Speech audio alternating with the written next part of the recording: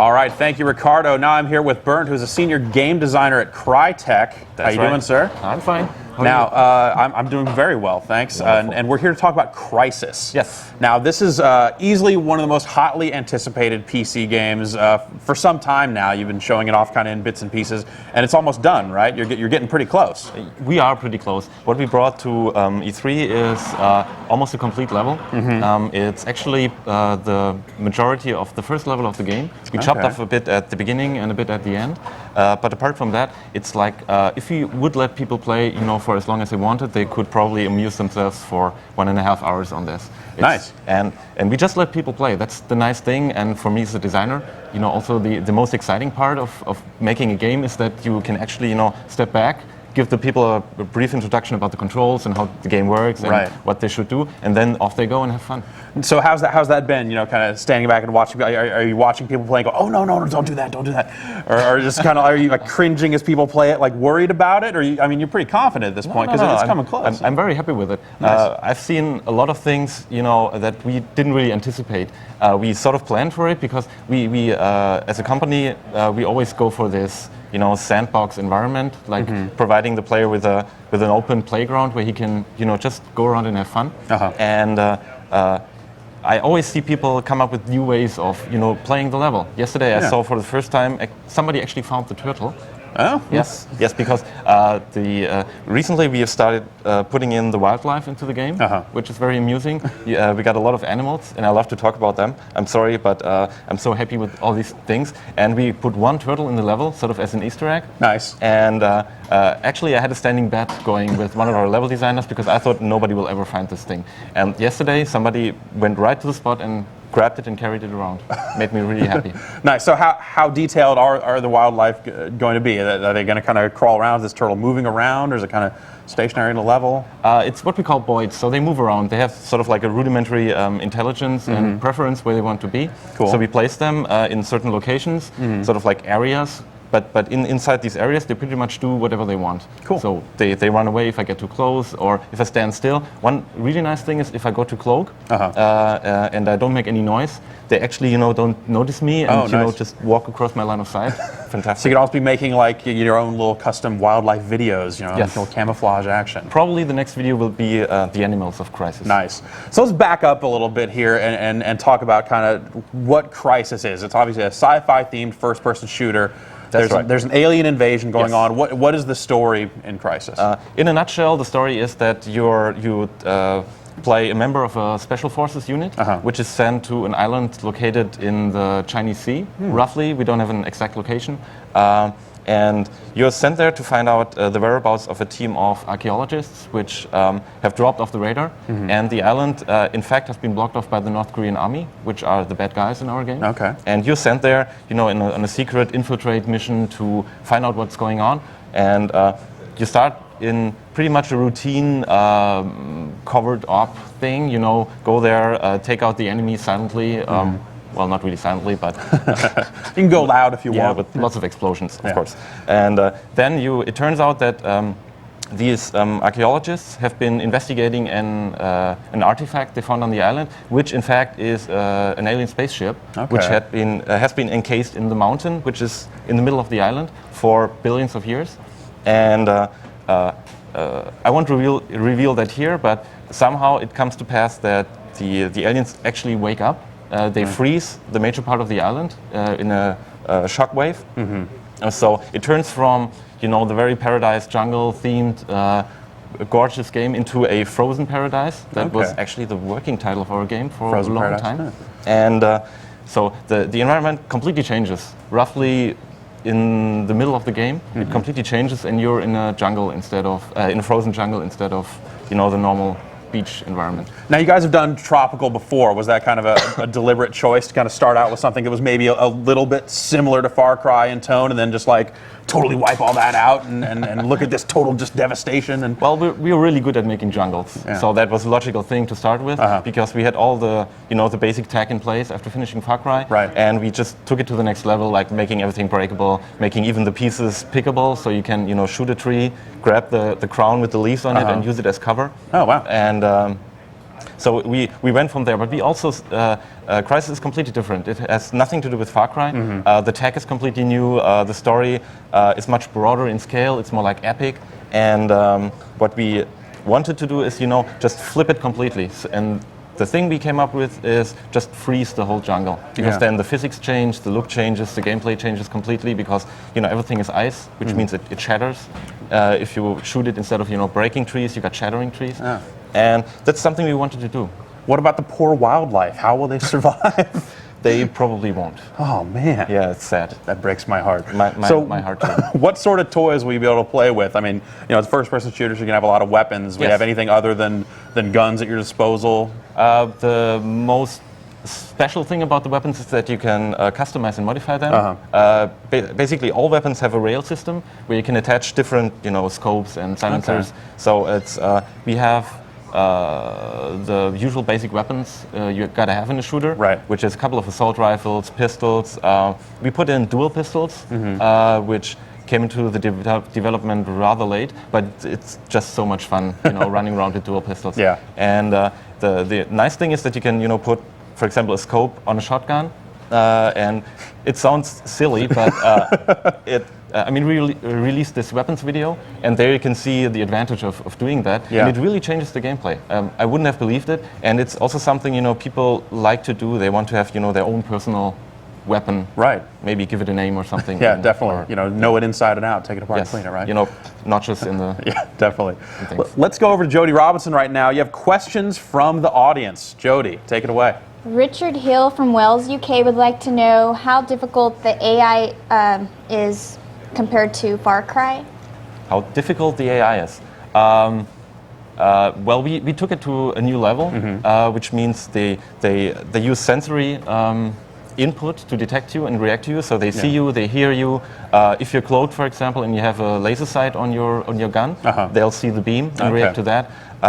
We made them a lot smarter, and we had to, because the most challenging thing with the AI development was making them aware of the whole environment, because everything breaks.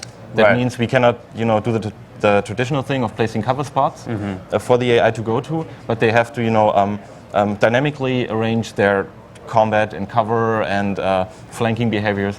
And we took the basic principle in Far Cry, which means the AI is really, really smart. Cool. So we have difficulty settings. So easy is really easy. That's what we've been showing at Barker Hangar. We let people play on easy, but on realistic, like in Far Cry, it's going to be incredibly tough. Awesome. Cool. Next question, Jody. Eric Fowler from Washington would like to know what the system requirements would be like. I was going to ask that, but I knew someone would send it in, so I figured I'd wait. Obviously, this is a beautiful game. A lot of people worried that they're going to have to build this mountainous PC with the newest, latest in it. What are the system requirements? We're still optimizing, so we haven't released any final system specs. What we are showing the game on is mostly dual core and NVIDIA 8800, I think, with 2 gigabytes of RAM. So it's pretty much what it says on the back of the Vista box, for optimal settings, and that's pretty good to run the game on. But we're still optimizing downwards. We support DirectX 9 as well. It's not DirectX 10 exclusively, of course, and we're doing our best to scale it down. And one thing is, when we release videos, people always think it's DirectX 10, but for example, the weapons video, that's recorded in DirectX 9. So so it definitely can still look like an amazing game if you don't have the top of the line hardware. And everything which is essential for gameplay, like the breakability, the physics, and everything light and shadow, is available on low spec as well. Because nothing that is important for the game itself will be dropped on low spec. Nice. All right, Jody, let's get 3 more out of you. Max Haywood for Bronx, New York would like to know, will there be any co-op play? Co-op play? Will there be co-op? Unfortunately, no. No. No, we thought about it, but it wasn't in the original design. And we couldn't, focus enough of our efforts on it to reach the quality bar we wanted. And then we decided better not to do it. How about other multiplayer options? Any kind of competitive multiplayer going? We do have a multiplayer. We have basically 2 modes. One is a deathmatch variant, which we call Instant Action. It focuses really on the suit gameplay. So it's you and your nanosuit and weapons, of course, against the other guys in a sort of like free-for-all. And the other mode is a lot more complex. It's called Power Struggle. and it's a team-based shooter with an economic system. So you have to actually buy your weapon, your vehicles. You get prestige points for performing actions like eliminating enemies. It's the most obvious one. Right. But capturing factories, assisting in taking over vehicles and such. So we want to reward really, the team effort. Right. Are there a lot of different vehicles to choose from yes, in the multiplayer? What kind of rides we're going to see? Let me see. My brain has sort of turned to mush here in lovely Santa Monica over the last couple of days. I'm right there with you. I'm just going to count them out. So we got some civilian cars, a couple of variants. We got Jeeps, armed and unarmed with a mounted weapon. We got trucks, military trucks. We got 2 types of tanks, an American and a North Korean one. We got AAA, we got an APC, we got boats, we got a VTOL, which is sort of like a high-tech Harrier version, and helicopters. Cool. Yeah. Awesome. Jody, let's get another question out of you. Kevin McLaughlin from Canada would like to know how the health system works. The HUD system? Sorry, can you repeat? I'm sorry, could you repeat that, Jody? The health system, like is it the health system. health pack? The health system is recharging your health. So the Nanosuit also takes care of that for you.